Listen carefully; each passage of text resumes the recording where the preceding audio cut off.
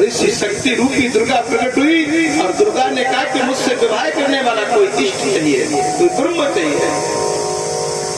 और जिससे दुर्गा ने ऐसा आह्वान, तो उस जल की टलटल धरी से भगवान विष्णु प्रकट हुए और विष्णु भगवान से कहा दुर्गा ने कि मुझे ऐसी लीला करनी है। विष्णु भगवान बोले मेरे बस में सामर्थ्य नहीं है। बोले फिर? तो माँ को जैसे क्रोध आया और माँ को क्रोध आया तो इनकी नाभि की वो क्रोध की दृष्टि पड़ी, जिससे कमल और कमल से ब्रह्मा जी की उत्पत्ति। ब्रह्मा जी ने भी कहा जब विष्णु में सामर्थ्य नहीं है तो हमारा कहां से सामर्थ्य होगा। तभी नटराज वपु नटवर भगवान शंकर डमरू को बजाते हुए प्रकट हो गए और इससे कालों के काल काल डमरू को बजाते हुए प्रकट हुए और डमरू बजाते हुए प्रकट होकर के तुरंत शब्द कह दिया, अरे दुर्गा तुम्हारे जितने भी रूप होंगे उतने रूपों से विवाह करने के लिए हम तैयार हैं, क्योंकि पूर्ण ब्रह्म हम निराकार और साकार रूप में ब्रह्म। नारायण हमारी पूजा करते हैं, हम नारायण की पूजा करते हैं, आदान प्रदान है। देखो जो निराकार है वो साकार है, जो साकार है वो निराकार। ब्रह्मा जी बोले ऐसे कैसे हो सकता है? तो केतकी के फूल को साथ में लिया और पाताल में गए, ऊपर आकाश में गए, लेकिन शिव की खोज नहीं कर पाए। शिव कहां से झूठ बोल गए। जब झूठ बोल गए तो शिव जी ने कह दिया जाओ आज से तुम्हारी कहीं भी पूजा नहीं होगी और केतकी भी फूल पूजा में सम्मिलित नहीं होगी। वो शंकर है, शिव है। और आज शिव का विवाह भैया सती से हुआ जो राजा दक्ष की पुत्री है। प्रजापति राजा दक्ष सर्वश्रेष्ठ है, विश्व के प्रथम राजा। ब्रह्मा जी के अंगूठे से जो उत्पन्न आज राजा दक्ष की पुत्री सती का विवाह शिव से हो जाता है। लेकिन एक दिन ब्रह्मा जी ने सभा को बुलाया और क्या कहा, अयं सर्वेषु भूतेषु भूत आत्मनि सदा यो मां सर्वेषु भूतेषु संत आत्मीश्वर। जैसे कहा भगवान शंकर ने, ब्रह्मा जी ब्रह्म सभा को बुला रहे, बोले हाँ, बोले विष्णु है, इंद्र वरुण यम नियम कोटि देवता वहां पर पहुंच जाते हैं। और इसी 33 कोटि देवता आज पहुंचे और देवताओं ने जाकर के ब्रह्मा जी की सभा लगी और ब्रह्मा जी की सभा में आज राजा दक्ष पहुंच रहा। और जिस राजा दक्ष ब्रह्मा जी की सभा में पहुंचता है और जिसे अपने आप में अभिमान है, और अभिमान जीवन में किसी को करना नहीं चाहिए। जिसके अंदर अभिमान आ जाए, जिसके अंदर घमंड आ जाए, फिर उसके पास क्या बचा? कुछ नहीं बचता। इसीलिए गोविंद ने कहा कि अभिमान जीवन में नहीं करना चाहिए। बोले फिर? लेकिन राजा को तो अभिमान कहा जाता है। राजा की अगाड़ी और घोड़े की पिछाड़ी इनसे दूर रहना चाहिए। राजा मन की बात को नहीं जानते हैं। वो जैसे हमारे रघुनाथ दादा बैठे हुए, अब राजा पारिषद बने, ये कुर्सी जल्दी किसी को मिलती नहीं है। पता नहीं कब इनको मन हो जाए को समर बंद कर दे, को समर चालू कर दे, महाराज नहीं भाई राजा है, कुछ भी कर सकते हैं। तो राजा मन की बात को नहीं जानते हैं कोई, और पहले तो बंदी भयो अब जानेगा। चार लोगों के हमेशा बच के रहना चाहिए। एक तो राजा का, दूसरा जो राजा की सवारी होती है उसे घोड़ा कहा जाता है, उससे अगर उसके पीछे धोखे से भी आ गए तो तुम्हारे हाथ पर तोड़ देगा, और हाथ पर निकल तो तुम्हारी बत्तीस तो चले ही नहीं, बोलो राधे राधे। एक राजा और राजा की सवारी, और एक हमारी ये माताएं और इनके बाद छोटे से बालक, राजहट, बालहट और माताओं की हट। इनके आगे भगवान शंकर हर गए जब काली का रूप रखे। मैया सती की हट करेंगे अभी कथा में। भगवान शंकर बोले तुम चली जाओ, कुछ गणों को ले जाओ, लेकिन हमें छोड़ दो। इसलिए थोड़ा बच के रहिए, इसलिए बालक घूम रहा है। तुम्हारे पास पैसा हो ना हो, लेकिन बाल ने हट कर दी तो कुछ भी करो फिर तो उसको सामान दिलवाना। अब ये छपरा के नीचे बता उतरा था मैं सब बात है कि माता जी ने किसको परेशान करो, लेकिन घबराओ नहीं, हम कछु नहीं करता, दुखी ना हो, जीवन है। ऐसी कुछ आप टेंशन न लियो, टेंशन लिखा हम तुमसे बातें नहीं करें, उनको अपने कमरा में बंद रहा था। गोविंद ने अपने विचारों को किया। राजा दक्ष जिस समय पहुंचता है और राजा दक्ष ने क्या किया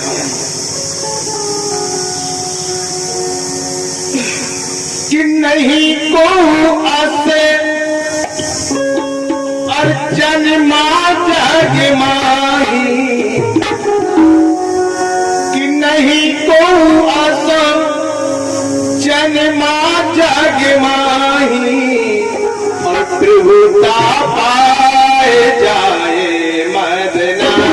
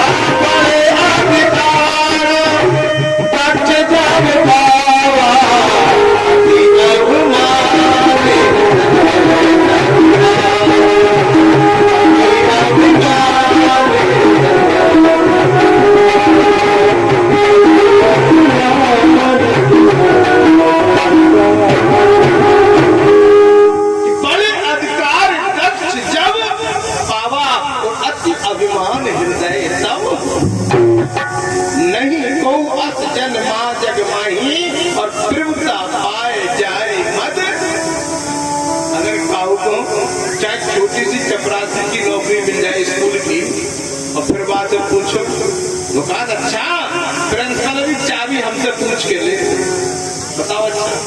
अब चाबी चपरासी के पास नहीं रहे तो क्या मालिक के पास? भाई चाबी जो ड्यूटी है उसी के पास तो रहेगी, लेकिन अधिकार।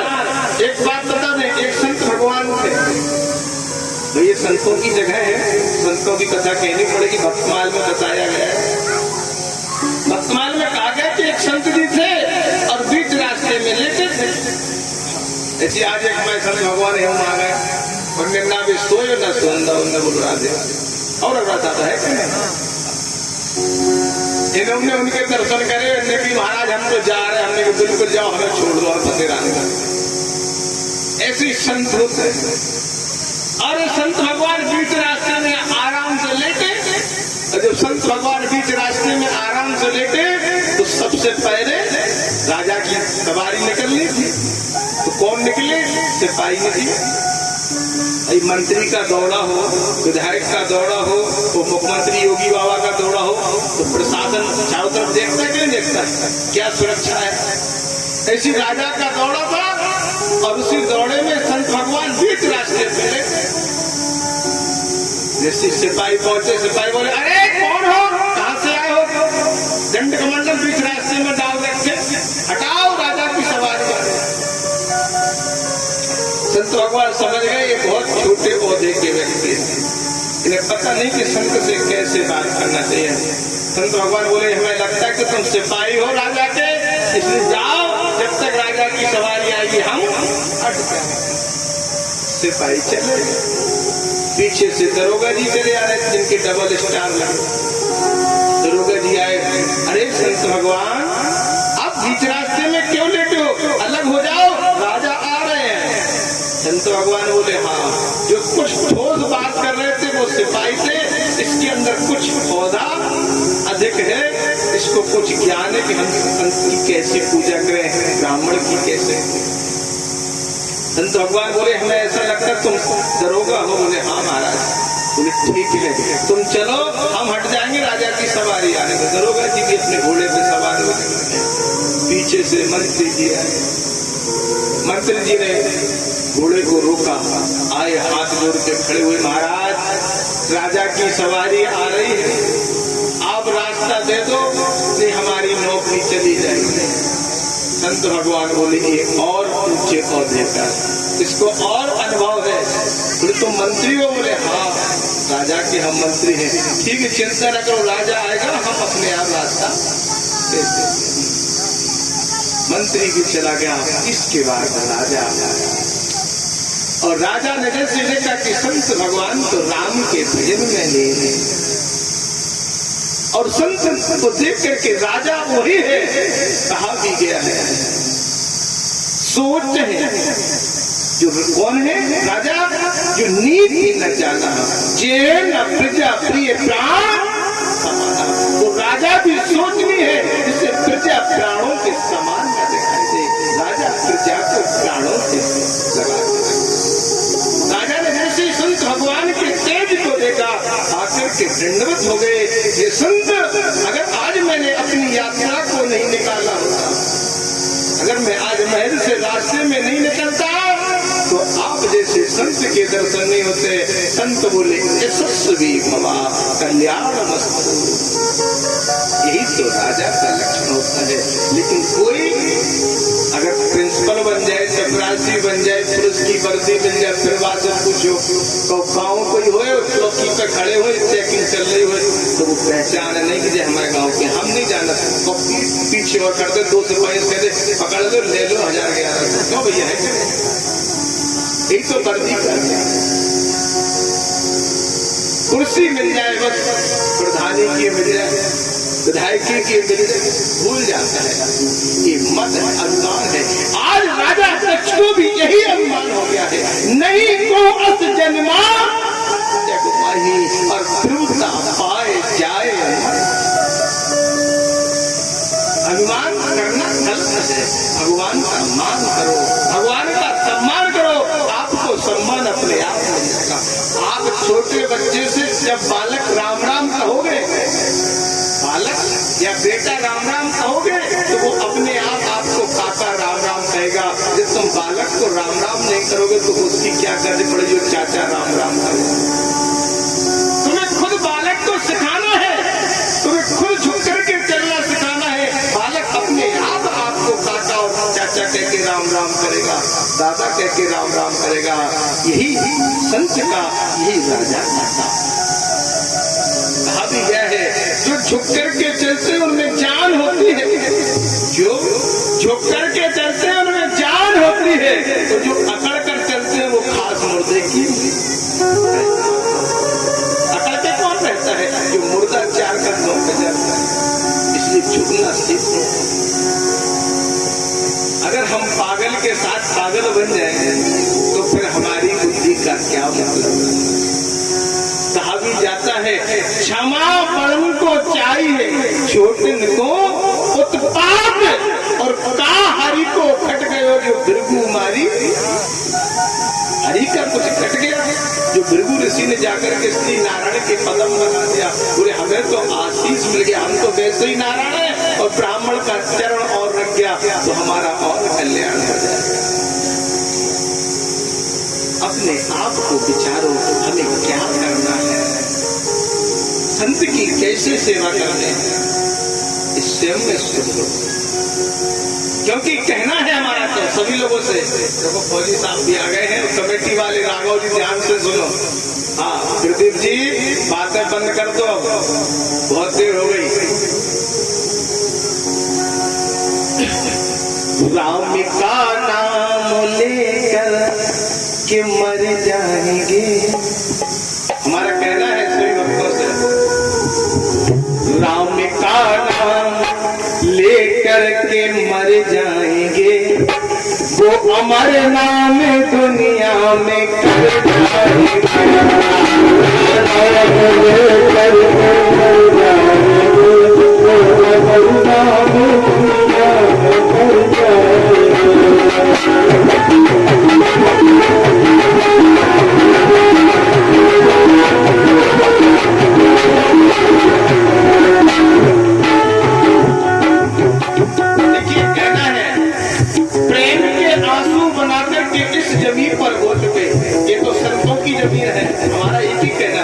प्रेम के आंसू बनाकर के इस जमी पर हो चुके और खरसुलिया वाले हमारे हो न हो हम समाधि वाले के समाधि वाले महाराज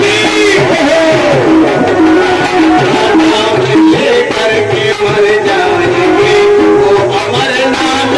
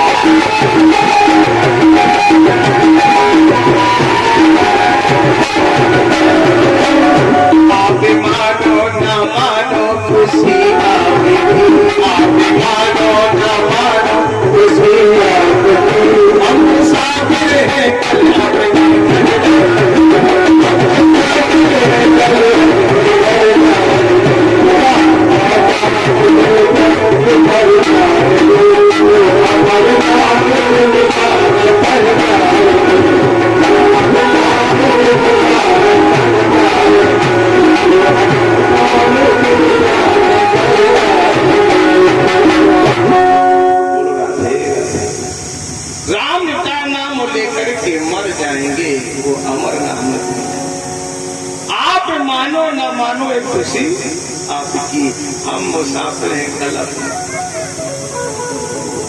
हम तो एक ही चीज जानते हैं, घर में आए हुए अतिथि का आप लोग कैसे स्वागत करते हैं ये आप सब जानते हैं। आए हुए अतिथि का स्वागत आप कैसे करते हैं सब जानते हैं। और संत आ जाए, ब्राह्मण आ जाए तो उसका तो स्वागत अपने आप बढ़ जाएगा। और फिर अगर संत ब्राह्मण एक नहीं चीज की कमी है, चीज की कमी है तो गलत है। जब सारी व्यवस्थाएं बन रही है और फिर उसमें त्रुटि निकाले तो एक कष्ट है। ऐसा नहीं, संत का मतलब है जो भी मिल जाए उसको पाओ आराम से सो। ये जो नारायण एक ही बात कहता है, वो भूखा जगाता है लेकिन भूखा सुलाता। जब माँ के गर्भ में बालक आता है तो दूध की व्यवस्था कर देता है, भोजन की व्यवस्था कर देता है।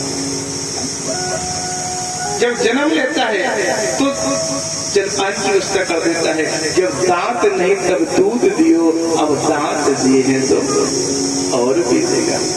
भगवान जब तुम्हें जन्म दे रहा है तो भगवान तुम्हारे लिए सारी व्यवस्था, भगवान ने तुम्हारी किस्मत में लिख रखा है कब किस समय तुम्हें किस जगह पे क्या खाने को मिलेगा और कब किस जगह तुम्हें सम्मान और अपमान, गोविंद ने पहले ही सब कुछ लिख रखा है। ब्रह्मा जी के जो चित्रगुप्त है ना, उन्होंने पहले ही डायरी में सब नोट कर रखा। इसलिए हम और आप कुछ नहीं करते, करने कराने वाला तो नारायण। आज ब्रह्मा जी की यही सभा में हो रहा है। आज त्रिपुरारी जैसे महादेव का भी अपमान और स्वयं के ससुर कर रहे हैं। हम और आप तो संसार के जीव, अगर हम और आपका अपमान हो जाए तो फिर कोई दोष की बात नहीं। इस संसार है, अगर हम किसी पे एक उंगली उठाते हैं, 3 उंगली कहती है कि हमारे अंदर 3 अगुआ छिपे हुए, हमारे अंदर 3 बुराइयां हैं जो हम किसी के ऊपर एक अगुआ निकाल रहे हैं। हमें पहले स्वयं के अवगुणों को दूर करना है, तब दूसरे के अवगुणों को देखना। तो इस अपना खत्म करना है, पाप अपना खत्म करना है, तो हम दूसरे का खत्म कर पाएंगे। अपना नहीं कराया और दूसरे का क्या कर पाओगे बोलना है। ऐसा मत करो। पर उपदेश कुशल कहो तेरे और जे आचरण नरना। आज वही हाल है। ब्रह्मा जी की सभा में कहा गया है कि भक्ति योगी बहुविध स्वभाव गुण मार्ग पुंसा भावो विद्यते महाकाल ईश्वर। आज महाकाल बैठे हैं, सर्वगुण संपन्न है, गुणों से भरे हुए हैं, भक्ति योग इनके पास है। लेकिन जब इनके ससुर राजा दक्ष ने आकर के अपमान किया ब्रह्मा जी की सभा में, लेकिन शंकर जी कुछ नहीं कह रहे, शांति तो सुन रहे। भोलेनाथ ने कहा अगर कैसा भी है धर्म का पिता है। जब गणों ने नंदीश्वर ने श्रृंगी ने कहा भोलेनाथ आप तीनों लोकों के नाथ, आपका अपमान ब्रह्मा विष्णु के सामने हो रहा है, देवताओं के सामने हो रहा है। भोलेनाथ ने कहा जैसा भी है मेरे धर्म का पिता है। जब मेरा ससुर है धर्म का पिता है, मेरे अर्धांगिनी सती के पिता है, तो अगर मेरा अपमान कर रहे हैं उसकी सजा उनको मिलेगी, मैं कुछ नहीं। और आज करके होते मैं फौजी साहब कौन सा, तो फिर चाहे ससुराल छूट जाए लेकिन सुन नहीं सकते। आजकल के लड़कों में है पीछा, जिसको अकल नहीं उससे हम बहस करें तो हमें क्या। भगवान शंकर ने कहा पिता मेरे हैं, धर्म के हैं, लेकिन इन्हें अभिमान है कि मैं दक्ष प्रजा का। अरे सामर्थ्य स्वयं भगवान नारायण को नहीं है, सामर्थ्य स्वयं नारायण को नहीं है, तो हम और आपके पास क्या सामर्थ्य है। अलदेव भाई हमारे चेला को 3 दिन में दिखाई दे रहा है। हाँ बहुत दूर से भगत आप उत्तराखंड से।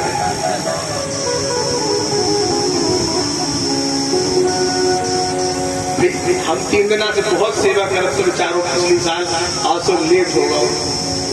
महाराज के पाया गवा गए हैं, भोजन पानी में अगर तुमसे देर हो रहा तो ढूंढ जाओ तो लकड़िया करना। ऐसी चिकन की तो जरूरत है आज।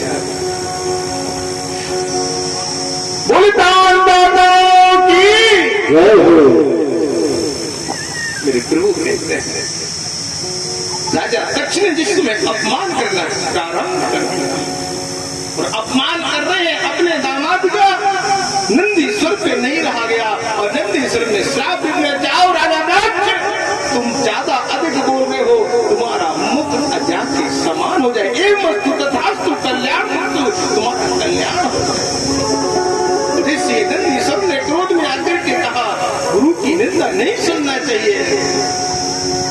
सुनना सुना है। भगवान शंकर ने कहा कि अब बात बढ़ जाएगी, हमारे गण भी क्रोध में आ गए हैं। भोलेनाथ ने नंदीश्वर को लिया और गणों को लेकर के ब्रह्म सभा से चले। अब इसे ब्रह्म सभा से गए और ब्रह्म सभा से जाते हैं नंदीश्वर। आज राजा दक्ष से ब्रह्मा जी ने कहा देखो नंदीश्वर ने श्राप दे दिया, अब तुम्हारा मुख आजा मानी बकरे का मुख हो जाए। जब बार बार कहा, लेकिन इसका कारण है राम कथा से किरण समाना संत चकोर करे जई। राम कथा के बहुत कारण है। क्यों? अगर भगवान शंकर का और दक्ष का आपस में विरोध नहीं होता तो सती जी भस्म कैसे होती है? इसका कारण है कि एक बार जोग माहे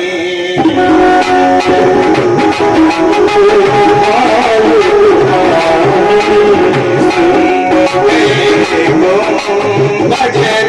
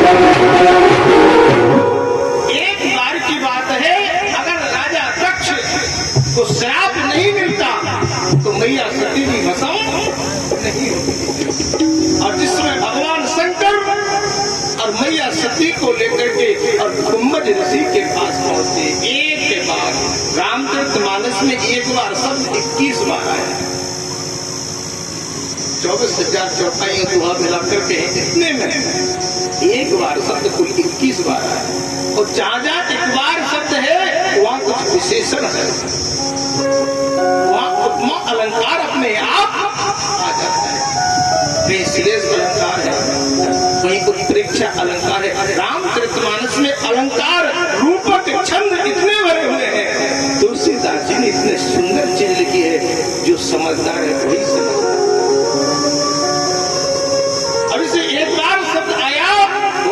ने कहा सती जी बोले तुम्हें चलना, बोले कहाँ? बोले राम कथा सुनने। बोले ना तो राम कथा के रचना राम चार ईश्वर, राम है जिसके ईश्वर वो रामेश्वर है, और राम का है जो ईश्वर वो रामेश्वर है।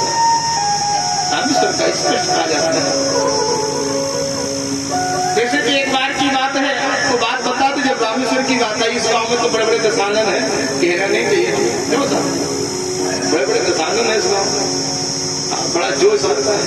तो दशानन के लिए बताते हैं, जिस समय भगवान राम ने और जामवंत जी से कहा कि मुझे ब्राह्मण के ऊपर विजय प्राप्त करनी। किसके ऊपर विजय प्राप्त करनी है? राक्षस के ऊपर नहीं, ब्राह्मण। जामवंत जी बोले प्रभु राम आप क्या कह रहे हो? जिस व्यक्ति ने आपकी भार्या का हरण किया है वो एक राक्षस योनि में चला गया, उसके वंश में सभी राक्षस हो गए हैं। भगवान बोले उनका कर्म राक्षसों का हो गया है, लेकिन धर्म ब्राह्मण का। बोले सो क्यों? बोले वो प्रातः काल संध्या करता है, और जो व्यक्ति प्रातः काल संध्या करता है वो ब्रह्म ऋषि कहलाता है, क्योंकि विश्वामित्र जी भी ब्रह्म ऋषि कहलाए जब संध्या की। क्षत्रिय भी अगर जनेऊ को धारण कर ले, वैश्य भी अगर जनेऊ को धारण कर ले, और यहाँ तक कि दास भी अगर जनेऊ को धारण कर ले, और जिसने जनेऊ को धारण कर लिया उसने त्रिकालक संध्या को कर लिया है, वो कौन बन जाएगा? ब्रह्म ऋषि। रैदास क्या थे? कबीरदास क्या थे? सूरदास क्या थे? रहीमदास क्या थे? जिन्होंने त्रिकालक संध्या को किया है, जिन्होंने अपने कर्म को भक्ति से जोड़ दिया है, वो फिर संत पूजे गए। जात पात पूछे नहीं कोई, और हर को भजे हर का।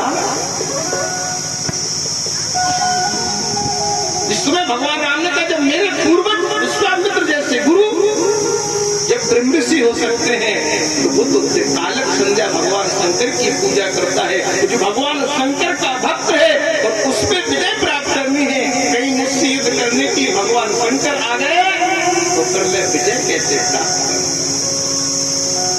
जाम मंत्र मंत्री अति जाम मंत्र जी समझ गए, बोले प्रभु की इच्छा है कि रामेश्वर की स्थापना करनी है, लेकिन कोई भी पूजा पाठ की जाती है तो उसमें पत्नी का अधिकार होता है। धर्म के सामने पत्नी का अधिकार है। जब पत्नी का अधिकार है तो जामवंत जी बोले पर सीता जी कैसे आएंगी? बोले आप तो रावण से कह के आओ, रावण को सूचना करो कि तुम्हें आकर के रामेश्वर की स्थापना करानी है। और नियम है जहाँ पर जजमान गंगा का घाट हो, गंगा का घाट हो, यमुना का घाट हो, जहाँ जजमान के पास वस्तु ना हो तो वो आचार का कर्तव्य होता है कि वो वस्तु शामिल कराए। नियम यही होता है।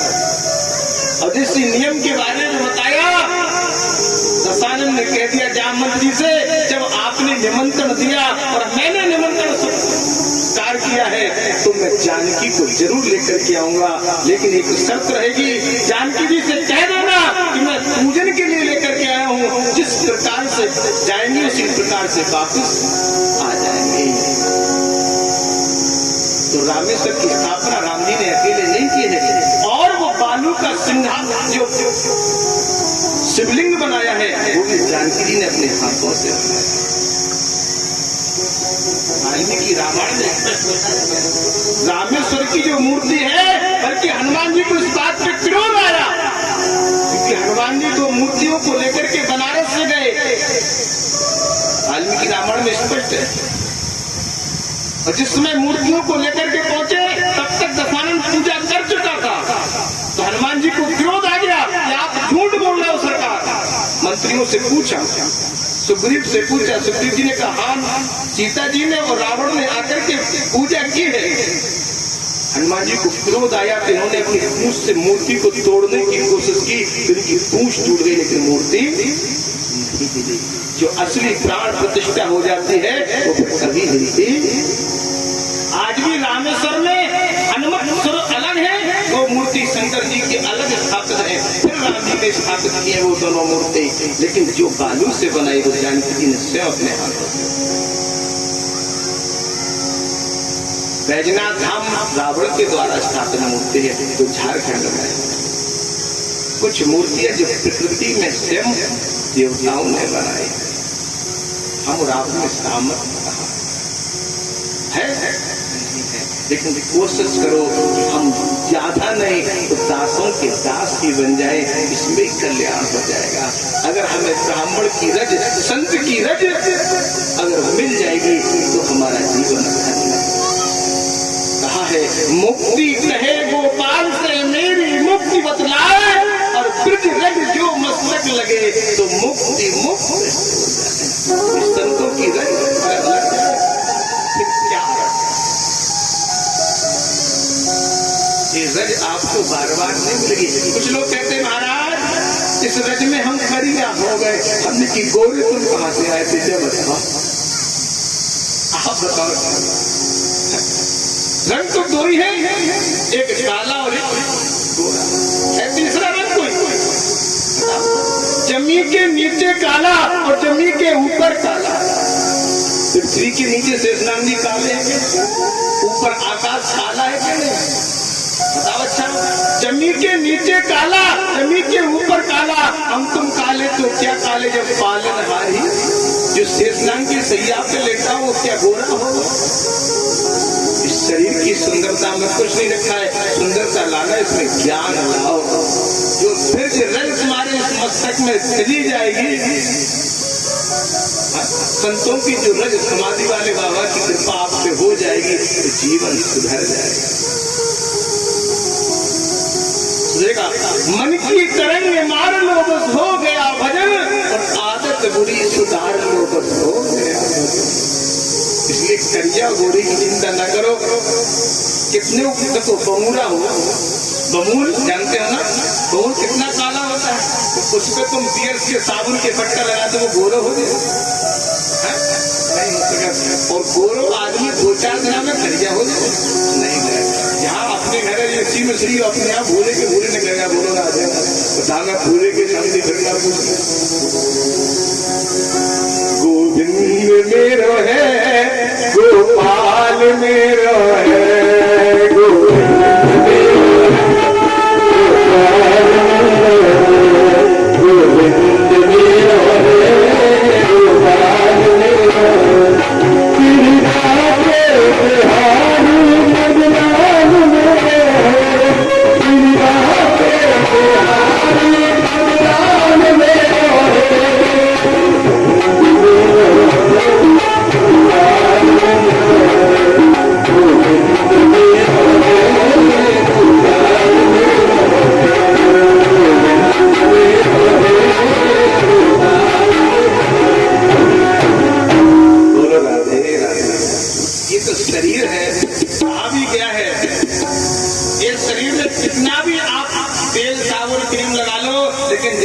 चलेगा ना उसमें किसी की खुशबू नहीं आएगी, आएगी सिर्फ राम के नाम की।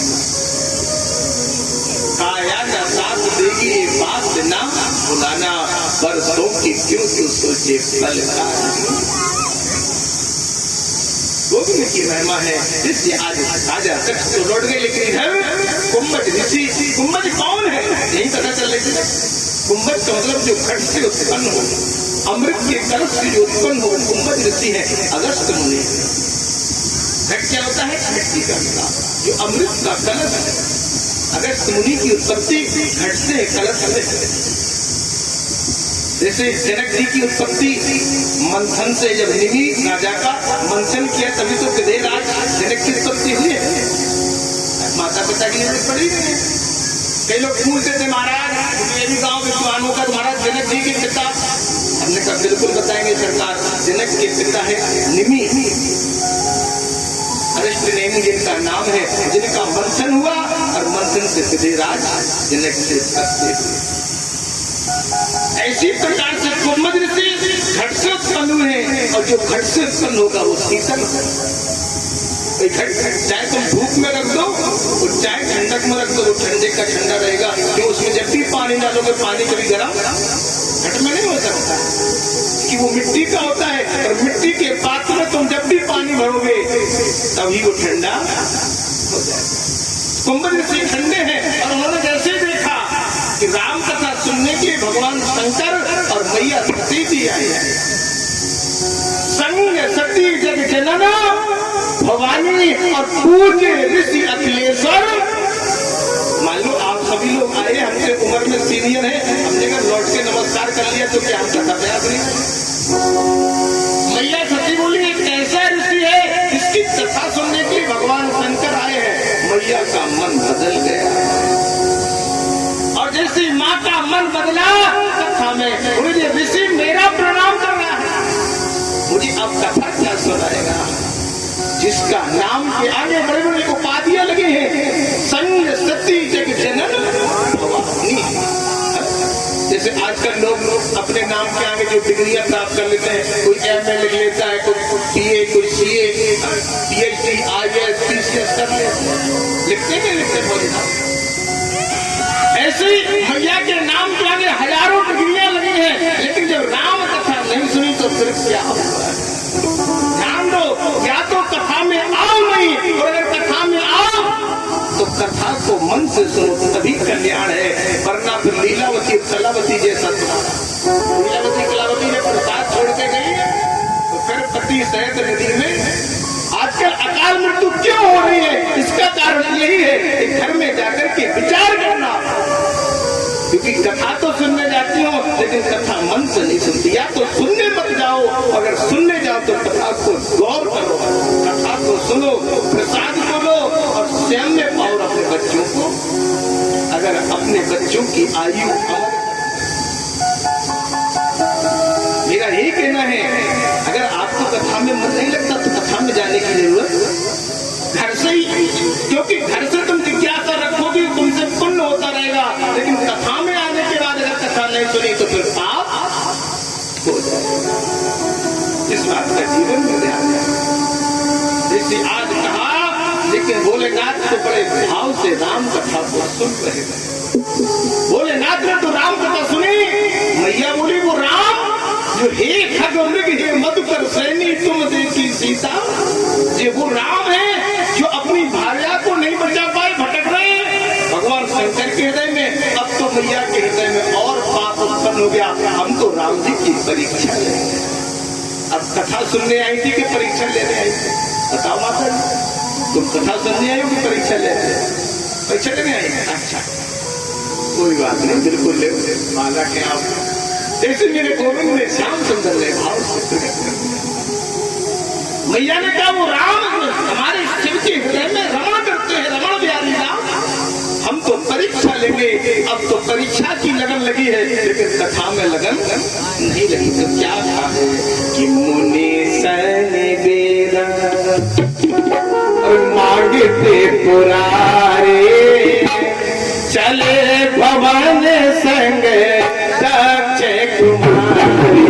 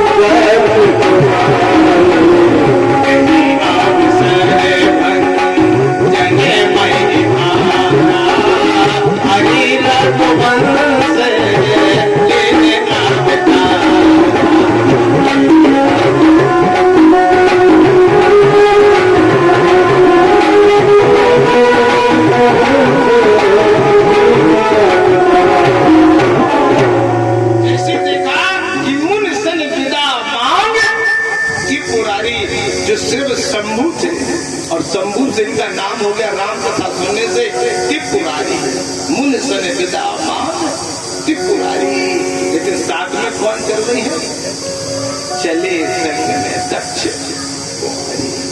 सिर्फ जो जगत जननी थी, भवानी थी, दुर्गा थी, वो क्या रहेगी? राम कथा नहीं सुनी? दक्ष की कुंवारी रह गई। भगवान ने कहा ये क्या लीला है? पुरते अवसर बंधन महिभारा। आज भगवान राम के रूप में अवतार लिया, हरि रघुवंश लीन अवतार। भगवान ने अवतार लिया है। भैया बोले हमें तो परीक्षा लेनी है। भोलेनाथ समझ गए इनका मन नहीं लगा। भोलेनाथ आश्रम से चले, थोड़ी दूर पहुंचे और बस एक वृक्ष के नीचे बैठ गए। बोले तुम्हारी कुछ जिज्ञासा है? तो नहीं, मुझे कोई जिज्ञासा नहीं। बोले अगर जिज्ञासा है तो घूम आओ। कुछ लोग भोले भाले होते हैं और भोले भाले होते हैं, वो अपनी पत्नी को छूट देते, जाओ तुम घूम आओ, भ्रमण कर जाओ, फिर लौट के शाम को आ जाना, हमें कोई चिंता नहीं। भोलेनाथ ने मैया को आदेश दिया। मैया को तो लगन लगी थी कि हमें परीक्षा लेनी है राम जी की। भोलेनाथ तो राम के भजन में लीन हुए और मैया एक वट वृक्ष के नीचे सीता का भेष बना करके, और इसे सीता का भेष बना करके बैठी और राम लखन सामने से चले आ रहे हैं। लखन लाल जी बोले भैया, बोले हाँ। बोले भैया सामने बैठी है? मैया सामने बैठी है? बोले हाँ। राम जी ने हाथ जोड़ करके लखन लाल जी से कहा नहीं भैया। बोले क्यों? ये सिर्फ तुम्हारी मैया नहीं है, ये हमारी भी मैया। लखन लाल जी बोले हमें सामने सीता जी दिखाई दे रही है, जानकी जी दिखाई दे रही है, जनक नंदिनी दिखाई दे रही है, और वो आपकी अर्धांगिनी है। राम बोले अगर जानकी है तो हमें प्रणाम करेंगे, और आदि शक्ति मैया सती है तो हम उन्हें प्रणाम करेंगे। लखनलाल जी बोले भैया क्या कह रहे? बोले हाँ, मैंने देख लिया है कि शिव शंकर की अर्धांगिनी मैया सती सीता का भेष बनाए बैठे हैं, और प्रमाण तो ये तो देख लेना पहले कौन किसको प्रणाम करता है। पत्नी का कार्य पति दिखे और पति के दर्शन करने पर प्रणाम करना चाहिए, लेकिन जो माँ हो पुत्र माँ को प्रणाम करेगा। राम जी ने लखनलाल जी को जैसे ही समझाया और जैसे पास में पहुंचते हैं तो क्या देखते हैं, गोविंद बड़े भाव के साथ में कहते हैं पार्वती जी ने सती के रूप में जो बैठी हुई है, उन्होंने अपने नेत्रों को बंद करने की कोशिश की है। राम जी ने नेत्रों को बंद नहीं होने दिया। अगर मैया के नेत्र बंद हो गए तो फिर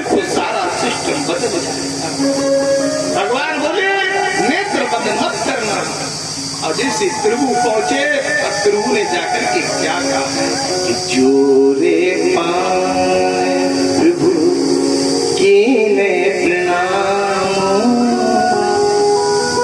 जोरे पाए प्रभु कीने प्रणाम, पिता समेत लीन निज नाम, जोरे पाए। जैसे हाथ जोड़ करके प्रभु राम ने और मैया को प्रणाम किया और पिता समेत लीन निज नाम। कहे भवरे कहाँ प्रेस के तो विपिन अकेला फिर तू मैया आप साक्षात त्रिलोक के नाथ महादेव की अर्धांगिनी, मैं जाओ आपको प्रणाम करता हूँ, लेकिन वन में अकेले क्यों भटक रहे हो? कहो भौर कहाँ प्रेस के तो, जो नंदीश्वर पे अस्वार रहने वाले महाकाल कहाँ है? मैं तो अपनी अर्धांगिनी को ढूंढ रहा हूँ कि मेरे भोलेनाथ आपको न ढूंढे। बोलो राधे राधे। मैं तो अपनी अर्धांगिनी की खोज में जंगल जंगल भटक रहा हूँ, वन वन भटक रहा हूँ, और जब आप अकेली वन में बैठी हो, कोई राक्षस निशाचर आपको न ले जाए तो आप अकेली क्यों घूम रहे हो? मैया लज्जित हो गई, मैया लज्जित हो गई। मैया बोली राम मुझसे भूल हो गई, मुझे क्षमा कर दो। राम बोले मैया मेरा कोई प्यार नहीं, आपने मेरी परीक्षा ली है, माँ का धर्म है पुत्र की परीक्षा लेना, लेकिन ऐसी परीक्षा न लो, तुमने फिर से अर्धांगिनी का बनाया, ऐसी परीक्षा नहीं लेने हैं। भगवान शिव और पार्वती वर्ण नहीं करेंगे। राम जी ने आज यहीं पर कह दिया। मैया तुरंत वहां से लौट करके आई तो आज क्या देखा? वही राम रुचि राखा होकर दर्द बढ़ावे।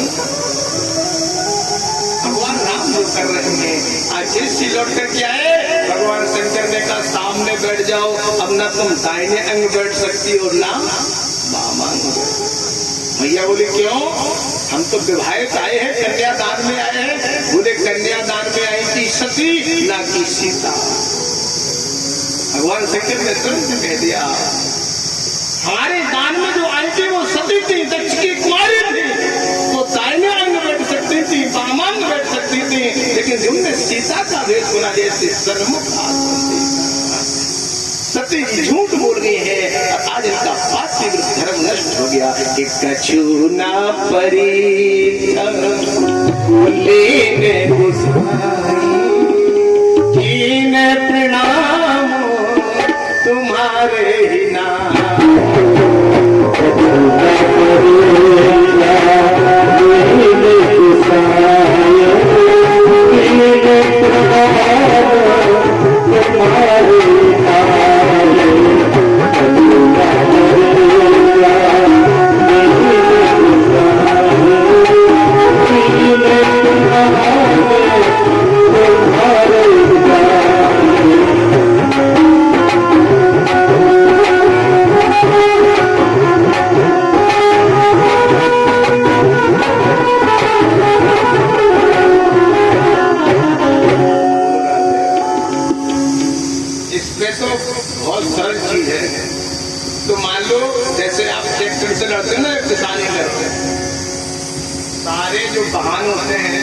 सभी किसान है कि नहीं? और सारे वाहन में चाहे हमारी मारुति हो, चाहे बोलेरो हो, स्कॉर्पियो हो, यहाँ तक कि बस क्यों ना हो, ये तो चलाना सरल है, लेकिन ट्रैक्टर का खेत में चलाना और या ट्रॉली बिठा के पैक करना बहुत कठिन है। होता क्या ना? ऐसे ही वाद्य यंत्रों में हारमोनियम बजाना सरल है, आर्गन बजाना सरल है, और उसमें गाना भी सरल है, लेकिन ये अलग ही है। इसमें तो लोहा भरा है, लोहे के तार है, नेको चूके के तार में करंट हो, जैसे बिजली को तार हो। हाथ बता दे महाराज कहाँ जा रहे, कुआं में गिर रहे या तालाब में? बोलो ना, बहुत जरूरी बात है। आपने देखा होगा कोई व्यास इसको बहुत कम रखता है, 150 में एक आध कोई हम जैसा पागल मिल जाए तो नहीं कहते। लेकिन ये वस्तु जो है ये विशेषकर जो मुस्लिम समाज के होते हैं जिसे कव्वाल बोलते हैं, कव्वाली गाते हैं, सुरीले होते हैं, वो लोग इसको रखते हैं। लेकिन हमने कहा समाधि बाबा को जो भी बहुत सुरीले संत थे, हाँ, अगर इनने भजन गाना चालू कर दिया तो पशु पक्षी भी मोहित हो जाते थे, हम तो इंसान है। मैंने कहा इन्हें सुनानी तो कुछ अच्छी चीज है, चलो राशन में लेके आओ, पकड़ गए एमपी से पकड़ लिया जवान जेल के पास, यूपी में नहीं मिले हमें तो एमपी से पकड़ लिया है, क्योंकि यहाँ तानसेन की नगरी हो फिर तो समाधि वाले फंसे हो जाएंगे। बोलो समाधि वाले बाबा की गोविंद भाव से आज भगवान शंकर ने कहा तुमने सीता का भेष सुना, इसलिए मैं तुम्हें सन्मुख आसन देता।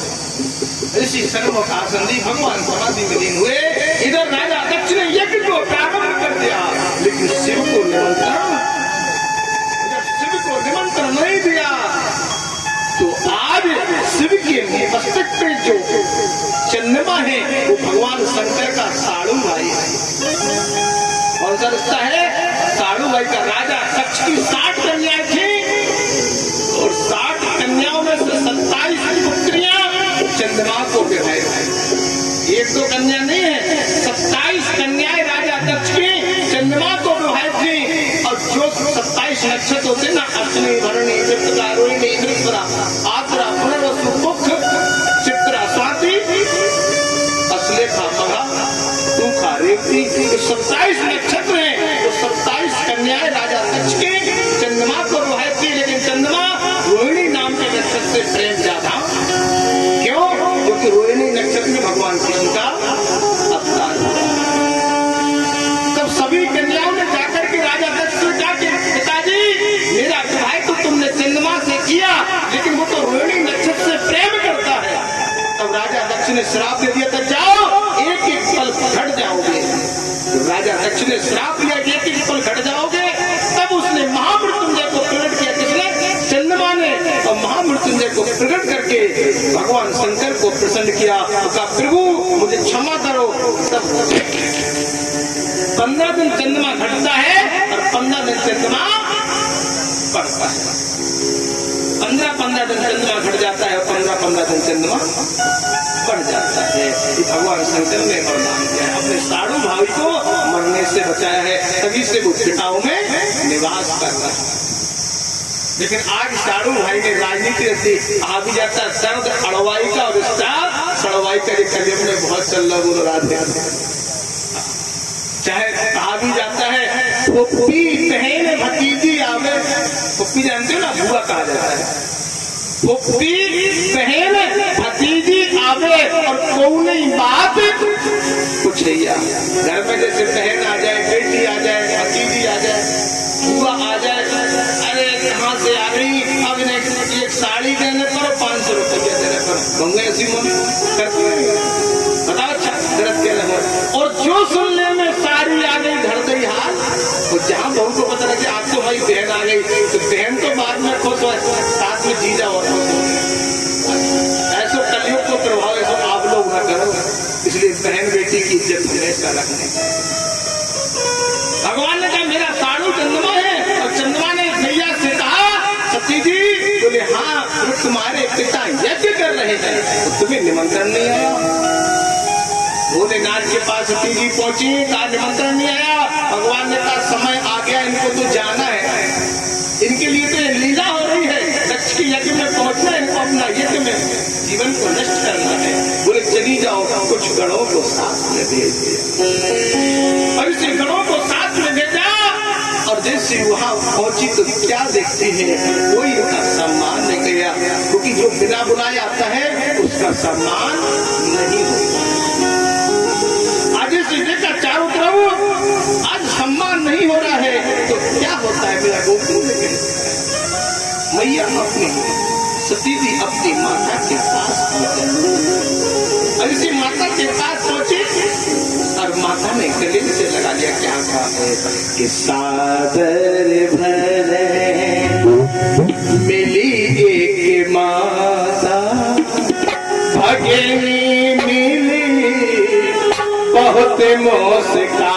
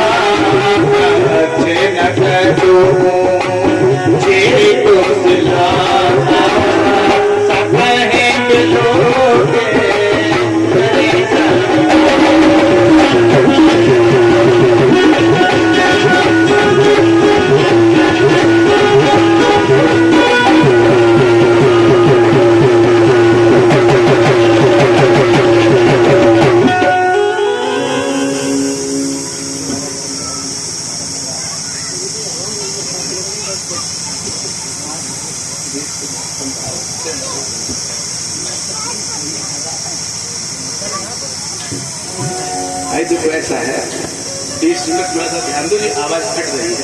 आपको समझदार है तो टोकते नहीं है। समझदार को इशारा काफी होता है। चाय बनाने वाला हो, उससे कहो चीनी कम है तो खुद पिएगा तो खुद ही जान जाएगा, इसलिए हम कहते नहीं है। एक जगह हम भोजन करने गए, हम आपको झूठ नहीं बताएंगे, ठाकुर साहब ध्यान देना। अब भोजन करने गए, माता जी ने जिन्होंने बुलाया था, दोनों प्राणियों को बड़ी खुशी थी, आज हमारे यहाँ ब्राह्मण बना रहे हैं। अब जिसको खुशी होती है वो हो सकता है थोड़ी बहुत भूल भी कर देता है। अब उन्हें इतनी ज्यादा खुशी हो गई, इतनी ज्यादा खुशी हो गई कि जो रायते में बघार लगाना है तो बाद में उन्हें चीनी डाल दी।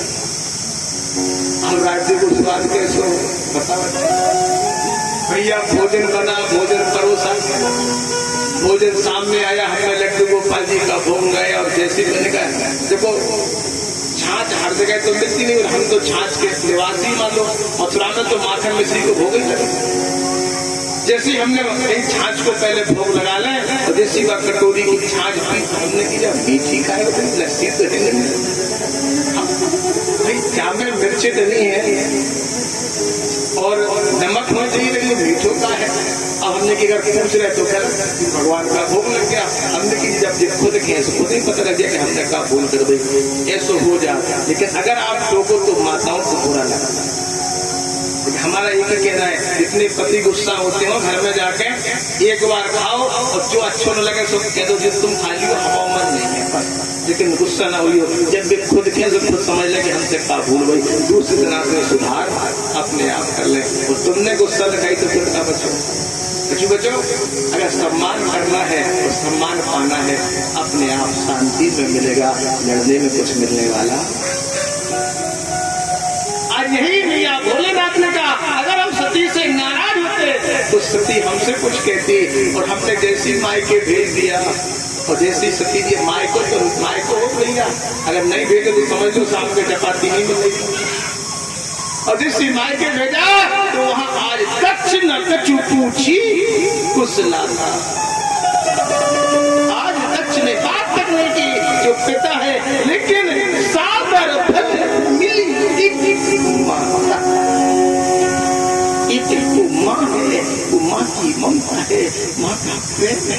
सादर फल मिली एक माता, और भक्ति मिली बहुत कहीं हंस रही है, मुस्कुरा रही है, कहीं हंस रही है, मुस्कुरा रही है। ये देखो कैसे बिना बुलाया आ गई है, लेकिन माँ ने गले से लगा दिया, भारती भोलेनाथ नहीं आए, तुम्हें अकेला भेज दिया। माँ ने बड़े प्रेम से पूछा, माँ वो समाधि में लीन थे, मुझे कुछ गणों के साथ भेज दिया, मैं अकेली नहीं आई।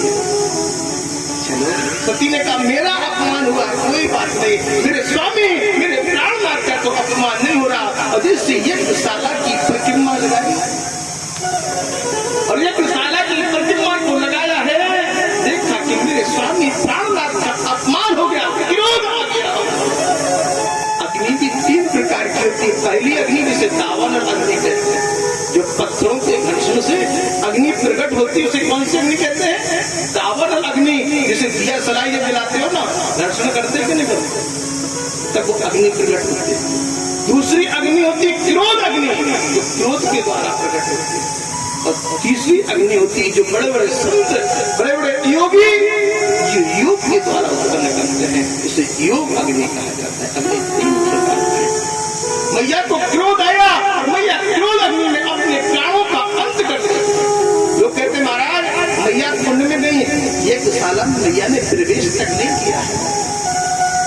यज्ञ कुंड में तो वीरभद्र ने राजा दक्ष के शीश को काटा है। तो यज्ञ में जब तक नारियल की बलि नहीं लगती तब तक भगवान शंकर प्रसन्न नहीं होते हैं। वो जो नारियल की बलि है वो राजा दक्ष का शीश भगवान शंकर स्वीकार करते। मेरे परमात्मा ने तुरंत कहा, मैया ने अपने प्राणों का अंत किया। भगवान शंकर ने ऐसे सुना, समाचार सब शंकर पाए और वीरभद्र कर को वीरभद्र नाम के रुद्र को प्रकट किया।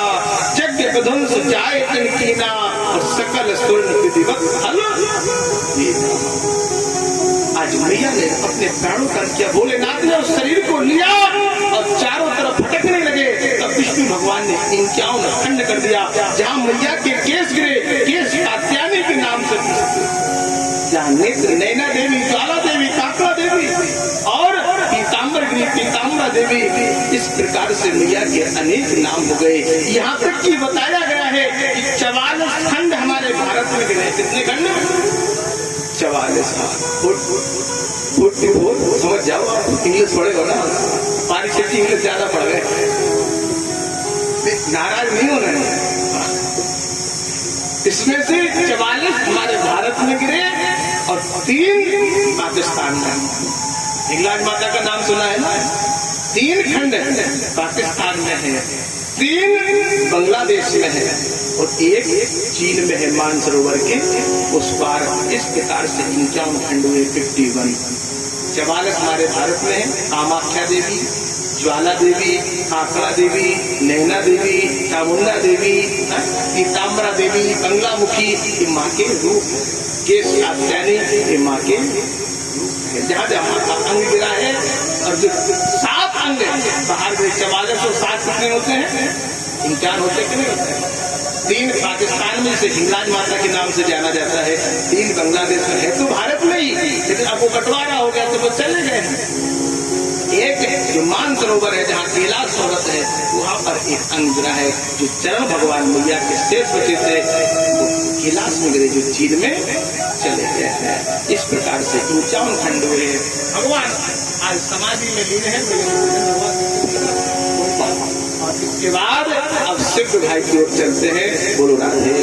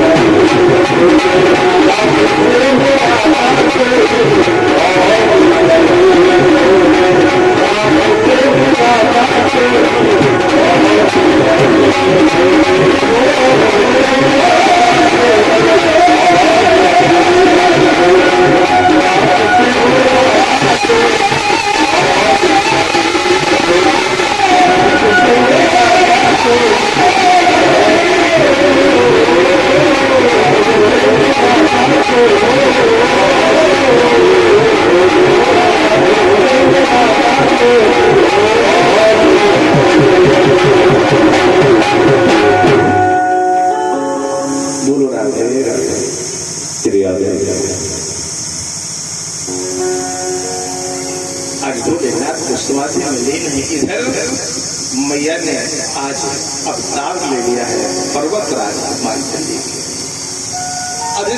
पर्वतराज के यहाँ जन्म लिया है। पहले पर्वत बोलते थे, पशु पक्षी पहले भी कहा भी जाता है खग समझे खगई की भाषा और जाते बोलते कर। जैसे आज हमरा बोलते हैं ना, ऐसे पशु पक्षी वृक्ष पर्वत सब बोलते, सब चलते फिरते भी। आज हिमाचल महाराज पर्वतराज जिनकी पुत्री के रूप में आज स्वयं पार्वती जी प्रकट हुई। ऐसी पार्वती का प्रकट हुआ और पार्वती जी सयानी होती है तो माता पिता को चिंता होती है कि मेरी पुत्री नारद बाबा को बुलाया और नारद बाबा को जैसे ही बुलाया तो क्या कहा, नारद समाचार सब पाहे और कोट कहे गिर गे।